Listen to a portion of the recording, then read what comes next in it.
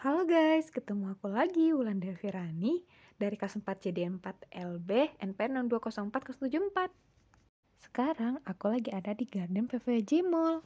Pada pembahasan kali ini kita bakalan fokus membahas mengenai bagaimana kemasan yang ramah lingkungan.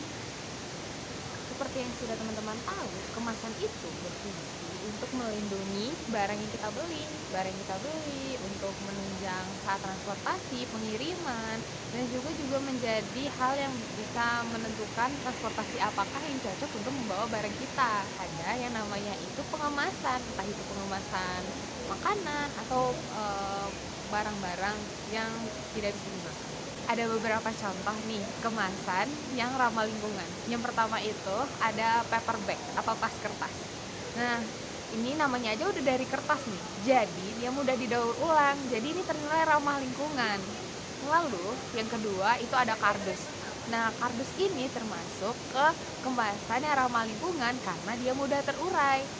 Kemudian yang ketiga ada biofoam. Biofoam ini sebenarnya sama seperti styrofoam, tapi dia terbuat dari pati dan serat sehingga dinilai lebih ramah lingkungan daripada styrofoam.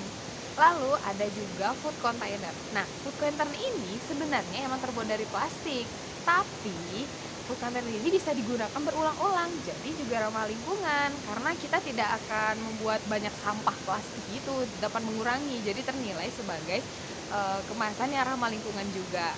Lalu yang terakhir itu ada tas kanvas. Nah, tas kanvas ini sangat awet nih teman-teman. Sangat awet sekali nih tas kanvas.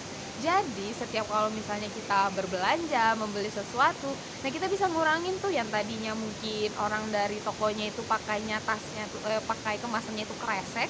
Nah, karena kita bawa tas kanvas tadi, nah itu bisa mengurangi sampah plastik. Jadi itu ternilai ramah lingkungan, membantu kan? Baiklah, sekarang kita akan fokus bahas mengenai green purchasing. Green purchasing adalah pembelian ramah lingkungan. Nah, jadi nih teman-teman di sini pasti semuanya udah pernah nih beli barang-barang. Jadi sekarang ini yang semakin berkembang pesat, kita tuh sebenarnya udah mulai ngerasain kan kalau misalnya lingkungan kita itu mulai ada kayak dampak-dampak negatif gitu loh, terdampak gitu sama perkembangan industri. Contohnya aja itu kayak kita tuh sekarang tuh udah ngerasa kayak yang dulunya daerah kita itu mungkin sejuk atau dingin, udah mulai agak panas gitu, udah mulai kayak aduh bikin gerah banget gitu, nggak enak banget lah kalau ada di luar. Nah, gara-gara beberapa faktor tadi itu kita sebenarnya udah harus mulai memperhatikan lingkungan teman-teman semuanya. Nah, salah satu caranya adalah dengan melakukan green purchasing ini.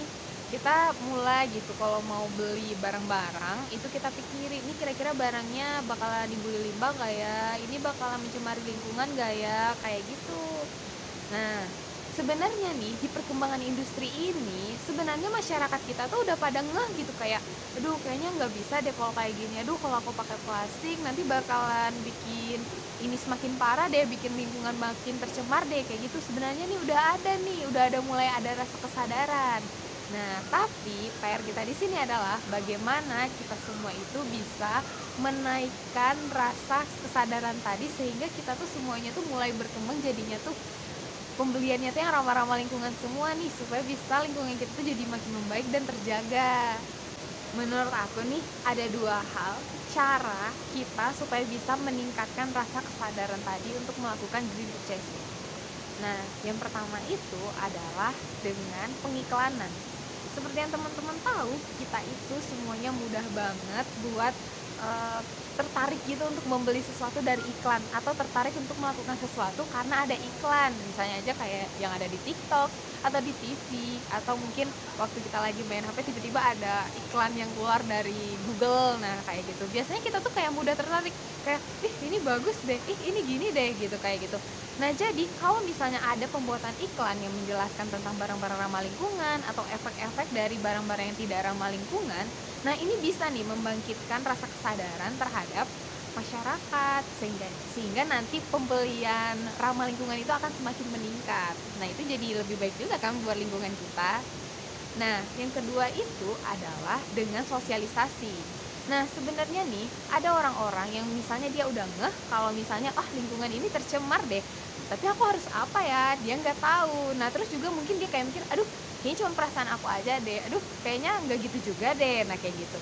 Nah, jadi sosialisasi ini akan bermanfaat untuk menjadi penambahan wawasan buat masyarakat kita. Nah, jadi masyarakat kita tahu nih misalnya, "Oh, aduh ternyata selama ini aku sering pakainya plastik, aku termasuk orang yang udah membuat lingkungan di daerah ini tercemar." Nah, kayak gitu akhirnya sadar dan akhirnya beralih dari yang tadinya pakai plastik udah makainya itu paper bag. Nah, kayak gitu.